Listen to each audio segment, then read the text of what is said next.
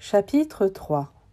En ces jours-là paraît Jean le Baptiste, qui proclame dans le désert de Judée « Convertissez-vous, car le royaume des cieux est tout proche. » Jean est celui que désignait la parole prononcée par le prophète Isaïe « Voix de celui qui crie dans le désert, préparez le chemin du Seigneur, rendez droits ses sentiers. » Lui, Jean, portait un vêtement de poil de chameau et une ceinture de cuir autour des reins.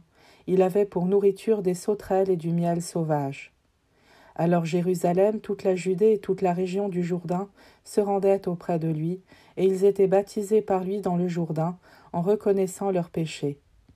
Voyant beaucoup de pharisiens et de sadducéens se présenter à son baptême, il leur dit « Engeance de vipères, qui vous a appris à fuir la colère qui vient?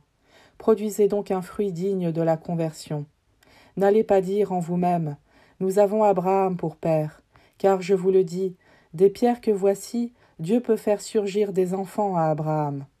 Déjà la cognée se trouve à la racine des arbres.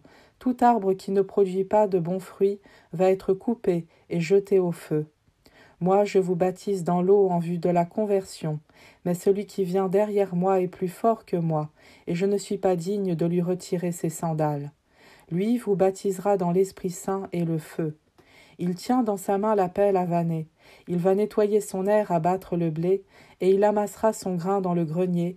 Quant à la paille, il la brûlera au feu qui ne s'éteint pas. Alors paraît Jésus. Il était venu de Galilée jusqu'au Jourdain auprès de Jean pour être baptisé par lui. Jean voulait l'en empêcher et disait « C'est moi qui ai besoin d'être baptisé par toi, et c'est toi qui viens à moi ?» Mais Jésus lui répondit « Laisse faire pour le moment, car il convient que nous accomplissions ainsi toute justice. » Alors Jean le laisse faire. Dès que Jésus fut baptisé, il remonta de l'eau, et voici que les cieux s'ouvrirent. Il vit l'Esprit de Dieu descendre comme une colombe et venir sur lui. Et des cieux une voix disait « Celui-ci est mon Fils bien-aimé, en qui je trouve ma joie. »